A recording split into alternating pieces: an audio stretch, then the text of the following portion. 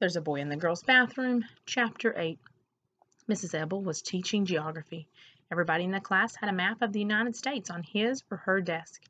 Bradley's map was different from all the others. California was above Wisconsin.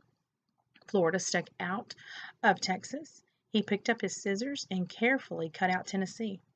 He was a good cutter. The edge of his scissors never left the black line. He wondered what was happening to Jeff. He knew he was at the counselor's office. He imagined she was doing all kinds of horrible things to him. He had tried to tell Jeff at recess not to go see her. He taped Tennessee to Washington. He was a very messy taper. His piece of tape twisted and stuck to itself. He looked up as Jeff entered the room and watched him hang the hall pass on the hook behind Mrs. Ebel's desk. Then he looked away as Jeff headed for the seat next to him. When the bell rang for lunch, he shoved his map into his desk and pulled out his paper sack. Because of the rain, everybody had to eat inside. In the auditorium, he and Jeff walked there together, sort of.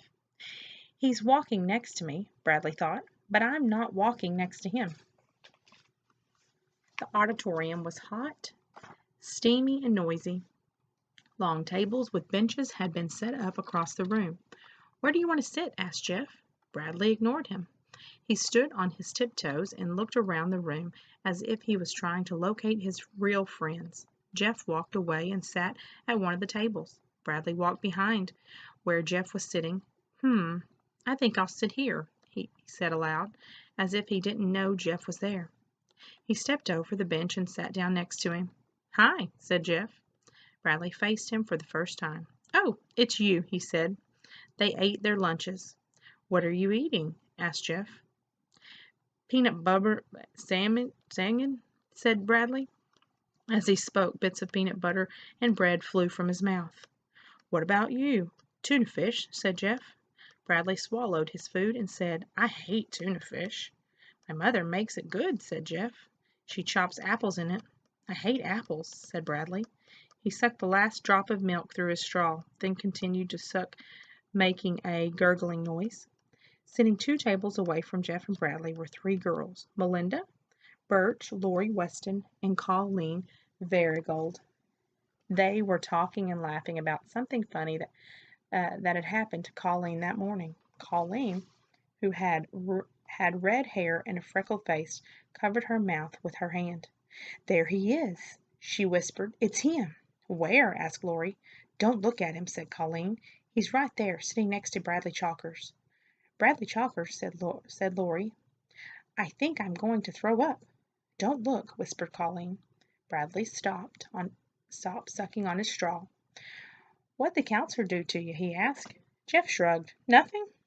"Did she yell a lot?" "Was she mean and ugly?" "No, she was nice. I think you'll like her." "Me?" asked Bradley. "I'm not going to see her. I didn't do anything wrong." "She's good at helping you solve your problems," said Jeff. "I don't have any problems," said Bradley. He bit ferociously into a red, delicious apple. "I thought you said you hated apples," said Jeff. Bradley shoved the apple back inside the paper sack. "That wasn't an apple," he said.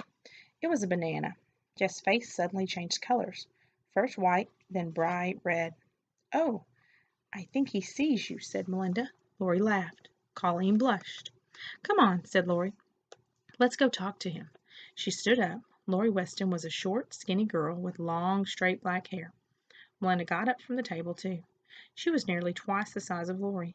She had short brown hair. "No, don't go," pleaded Colleen. "What's the matter?" asked Bradley. Nothing," said Jeff. "So, did I miss anything in class?" "No." Mrs. Ebel gave everybody a map. "I got one." "Don't lose it," said Bradley. "Mrs. Ebel wants them back." 2 girls were giggling behind them. Jeff and Bradley turned around. "Colleen thinks you're cute," said Lori. Jeff blushed. "Who?" he asked. The girls laughed. "What's your name?" asked Melinda. Jeff blushed again. "Colleen wants to know," said Lori. Then she and Melinda laughed again. "He doesn't have a name," said Bradley, coming to Jeff's rescue. He hated Lori. He had the biggest mouth in the whole school. She had the biggest mouth in the whole school. She was always laughing, too. He could hear her laugh from one end of the school to the other. "Ugh, Bradley Chalker," said Laurie, holding her nose. "Laurie Loudmouth," said Bradley. "We're not talking to you, Bradley," said Melinda. "Get out of here. I'll punch your face in," he replied. "You wouldn't hit a girl," said Melinda. "That's what you think." He shook his fist. Melinda and Laurie backed away. "We only wanted to know his name," said Melinda. "And what he was doing in the girls' bathroom," screeched Laurie. The two girls laughed and ran back to Colleen. Bradley slowly turned and looked at Jeff, amazed. Jeff sat with his head on the table and his arms over his head. "You went into the girls' bathroom?" Bradley asked. "So what?" said Jeff from under his elbow. "Carla says." "Me too," declared Bradley. "I go all the time. I like to make them scream." He smiled at Jeff.